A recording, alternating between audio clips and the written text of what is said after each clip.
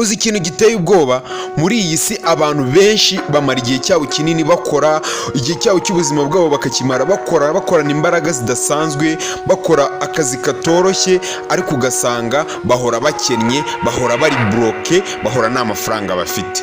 Kandi atari uko ari abanebwe cyangwa atari uko badakoresha imbaraga zabo nyinshi, cyangwa wenda atari uko wenda ari abanyamahirwe nk'abandi, ahubwo ari uko hari imyitwarire itatu ihora mu buzima bwabo bahoramo buri gihe, bahora bakora iyo myitwarire bakaba batatekereza ko iri kubangiriza ubuzima bwabo ndetse n'ahazaza habo. Ndagira ngo unyumve neza witonze, kuko muri iki kiganiro tugiye kurebera hamwe imyitwarire itatu y'ingenzi ugomba kwikuramo, ugomba gukura mu buzima bwawe burundu. Iyo myitwarire ituma uhora ukena, ituma uhora ukennye nta mafaranga, kandi uhembwa mu by'ukuri, unakora cyane ugahembwa, ariko ugasanga uhora uri broke. Iyi myitwarire ugomba kuyikuramo uko byagenda kose, cyane cyane ko turi mu mpera z'umwaka, noneho turi kwinjira mu mwaka mushya, ugatangira umwaka iyi myitwarire itakiri mu buzima bwawe, ugatangira umwaka uri fresh, ugatangira umwaka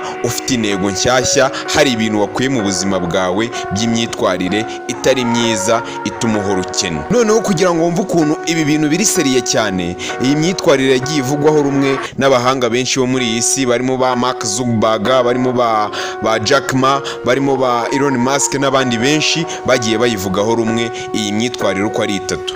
Niyo mpamvu iyi myitwarire ngiye kukubwira atari amagambo ari aho ngaho cyangwa se ari ibintu biri aho bivuzwe gusa, ahubwo ari ukuri kwa nyako. Turagenda tureba bike mu byo bagiye bayivugaho iyi mico ari itatu, turagenda tureba ibyo bagiye bayivugaho aba bakire bagiye batandukanye. Niyo mpamvu aka kanya mpita nkusaba gukora subscribe kugira ngo tujye tubana tunagura umuryango mugari w'iyi YouTube channel, dukomeza dufashanya.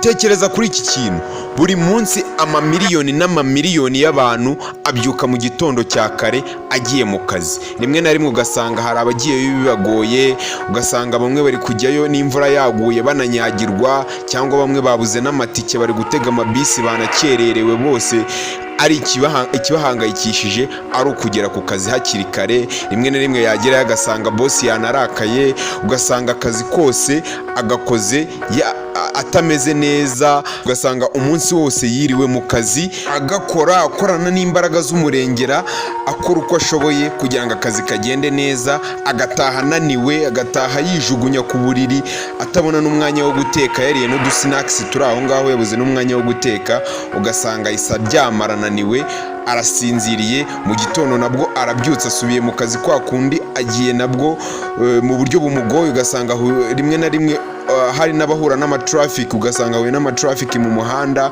gutyo buri gitondo ugasanga nuko iminsi ihora yisubiramo, imyaka ikaza n'indi ikaza ahora muri ibyo. Ariko ugasanga mu by'ukuri nureba uwo muntu wahangayitse gutyo, nureba kuri banke ye, kuri konti ye ya banke, ushobora kuba wagira ubwoba ukagwa n'igihumure ubonye ibintu biri kuri konti ye ya banki cyangwa se mobile money. Iyo uwo muntu mubajije gusevinga cyangwa se kuzigama, reka da nta kirimo, ukamubaza se bazi niba utarayasevinze warayashoye, shwida, ugasanga naho nta hantu yigeze ayashora. Ugasanga igisubizo gihora ari cya kindi cyuko nta kintu gihari, nta kintu afite, nta sevingi, nta na investment, kandi yarakoze ariko agahora akennye. Niba wanyumvishe neza, ntabwo tugiye kuvuga muri iki kiganiro, ntabwo tugiye kuvuga ibintu wakora kugira ngo bigukure mu bukene, ahubwo kuko buriya nabyo tuzabigirana ikiganiro cyabyo cyihariye,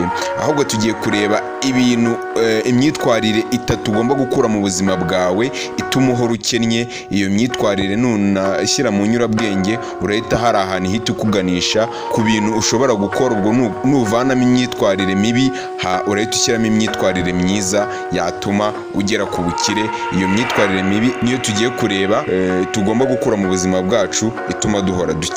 Abantu barakora ariko bagahora bakennye, ariko ikibazo ni kubera iki ubundi umuntu akora yakoze uko ashoboye ariko agahora mu bukene. Umuntu yigeze kuvuga ati nimbona amafaranga menshi ngo ubuzima bwanjye buzahita buhinduka, ariko buriya ukuri nuko nubwo wamuha amafaranga ahubwo menshi arengeje n'ayatekereza, n'ubundi ayo mafaranga yayatakaza uko byagenda kose. Ubuzima bwahinduka mu gihe gito, ariko n'ubundi ya mafaranga akongera akabura. Uzi impamvu? Nuko buriya imyitwarire mibi ku mafaranga ihora irwanya amahirwe ushobora kubona, cyangwa se ihora irwanya ubukungu bwawe. Niyo mpamvu ushobora gusanga ba bantu batsinze muri loto babonye amafaranga menshi, ugasanga atsindiye nk'amafaranga muri loto ahora ari bloke, ku buryo ushobora no kumubaza n'inote y'igihumbi akayibura. Ndetse ni nayo mpamvu usanga ba bantu barazwe n'amafaranga mu muryango wabo, barazwe amafaranga, ugasanga n'ubundi ba bantu basigaye nta kintu bafite, kandi bararazwe amafaranga menshi, ariko bakisanga basigaye nta kintu bafite bitewe n'imyitwarire mibi ku mafaranga. Kuko buriya amafaranga adafite imyitwarire myiza, buriya ni nk'urubura mu biganza, rushonga ureba, amafaranga nayo agenda ureba iyo uyafiteho imyitwarire mibi. Imyitwarire ya mbere ituma abantu bahora bakinya iteka ndetse ugomba no gukura mu buzima bwawe, ni ukubaho basohora amafaranga uko biboneye. Benshi ukuntu baba batekereza ati nimbona amafaranga y'uku kwezi ati nzakora ibintu bihambaye, ariko amafaranga yaza cyangwa se umushahara waza ugasanga ushize na wikendi itarangiye, ugasanga amafaranga ashiriye wenda mu bukode, ashiriye mu biryo, mu tubirizi duto wagiye ufata, ugasanga ashiriye mu myenda, ashiriye muri telefoni zitari ngombwa, ugasanga ashiriye ngo muri dina zihenze, ngo wasohotse n'abakobwa, ngo mwagiye ngo muri dina, ngo kuri deti, ugasanga aho hose niho amafaranga yawe ashiriye. Ugahita usubira kuri zeru, ugatangira bundi bushya, ukwezi kumwe bikagenda uko, ukundi bikagenda uko, umwaka umwe bikagenda uko, undi mwaka uko, ugasanga nibyo wihoreramo. Ariko warangiza ugatangira ukavuga ko nta mahirwe ugira yo kuzamuka cyangwa se yo gutera imbere, ariko buriya ko nuko nta kintu uri guhinga, uri kurya gusa, uri kurya imbuto ariko udahinga. Aha uri kurya imbuto z'ibyo abandi bahinze, ariko wowe utarimo uratera imbuto zawe kugira ngo nawe uzarya imbuto zawe wihingiye ku giti cyawe. Ahubwo ugasanga ari kubwira uti reka nirire wana, n'ubundi ati siko buriya hari ukuntu namaze igihe kinini akazi mfite, nirirwa mu maofisi y'abantu, narabuze akazi, banyanga ibipapuro byanjye babijugunya, ariko aho mboneye akazi ngomba guhindura ubuzima, nkirira nkamera neza, ubuzima bwanjye nkabuhindura nkabushyira ku yindi revu. Ugasanga ni uko nguko ari kwigamba, ariko mu by'ukuri ibyo bintu ni ubujiji. Ariko buriya uba wibeshye, kuko buriya nuguma mu myitwarire yo guspendinga amafaranga mu bintu akenshi utanakeneye, icyo gihe uzaba uri kwihemukira, ndetse nta nubwo uzagera no ku iterambere cyangwa se ngo ukure, uzaguma ahantu hamwe, ujye ubona utahava, uhora ahantu hamwe. Reka nkuhe urugero rutoya, ni ukuvuga ngo reka dufate wenda abahungu babiri b'abasore bari gukora wenda mu ruganda rutoya ruri aho ruciriritse, binjiza n'amafaranga amwe, ibintu byose ni bimwe, n'ubumenyi wenda bafite n'ubumenyi bungana, ariko ugasanga umwe arataha nijoro ananiwe, akareba televiziyo, agascrollinga kuri TV, agascrollinga kuri telefoni, agaspendinga amafaranga mu bintu bimushimisha by'akanya gatoya, ariko undi ugasanga nawe atashye ananiwe, n'ubundi ageze mu rugo afashe isaha imwe, asomye igitabo wenda n'urugero, arasevinze amafaranga, yanze kuyakoresha, yanze kugura imyenda ihenze cyane. Nyuma y'imyaka 10 wa musore wa mbere azaba akiri hahandi, akiri muri rwa ruganda agikoramo, n'ubundi agikoramo ka kazi, akiri muri ka kaganda gatoya, ariko uwa kabiri we azaba yifitiye kampani ye y'uruganda, noneho ikora ibintu bye bwite. Itandukaniro ririmo ni irihe? Si amahirwe, si umuryango wenda wamufashije, ndetse si n'ubwenge bwinshi afite, ahubwo ni imyitwarire we yakurikije, imyitwarire myiza ku mafaranga. Abantu bakennye buriya bahora bakennye, umuntu ukennye mu bitekerezo ntibazakubeshye, ahora akennye no mu buzima busanzwe, kuko buriya guhora uspendinga amafaranga mu bintu bitari ngombwa cyangwa se unayaspendinga cyane, ntabwo bishobora kukwemerera gukura cyangwa se gutera imbere. Ubundi uba ugomba gutekereza uti ni gute nakiyubaka uyu munsi, ntabwo uba ugomba gutekereza uti ni gute nziyubaka ejo, kuko buriya strategy y'isi ihemba wa muntu uhora agerageza gushaka gutera imbere no gukura, ntago ari wa muntu uba ushaka kubaho gusa, gukora abaho gusa. Uwo nguwo isi ntago ijya imuhemba, nta bihembo imugenera, ahubwo ibihembo ibigenera wa wundi ushaka guhora akura mu bitekerezo no mu bukungu kandi akabishyira mu bikorwa. Ariko buriya hari igitekerezo giteye ubwoba kinahangayikishije abantu bakunda kugira.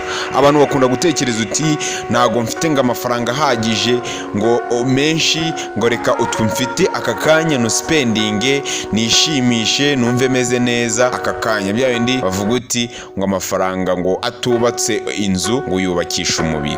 Ibyo ngibyo ni ibitekerezo biteye ubwoba by'abantu baciriritse cyane. Ibi ni ibintu tugomba kwikuramo, cyane cyane umuntu ukurikiye ino YouTube channel ugomba kwikuramo aka kanya uri kumva kino kiganiro. Abantu nk'aba baspendinga kugira ngo bishimishe gusa, usanga bakora ibintu cyangwa se bakanagura ibintu kugira ngo bagaragare nk'abantu b'abakire, bagaragare nk'aho ari abakire, aho kugira ngo bashore mu bintu bituma baba bakire. Baba barya imbuto batazitera, kandi mu by'ukuri nuramuka uriye imbuto utazitera uzahora ushonje. Kandi mu by'ukuri uramutse uteye izo mbuto ukazivomerera ukazirinda, icyo gihe nyuma y'igihe gito rwose waba wicaye munsi y'icyo giti cy'izo mbuto uri kuzirya witonze zinihanura. Reka mbasanye nihangane gatoya, umuriro uhise ubura, ariko turabahereza part 2 y'iki kiganiro. Umuriro uhise ubura tutakirangije, gusa turaza kubahereza part 2. mushyira muri comment ko muyishaka, kore subscribe, turagaruka mu kanya.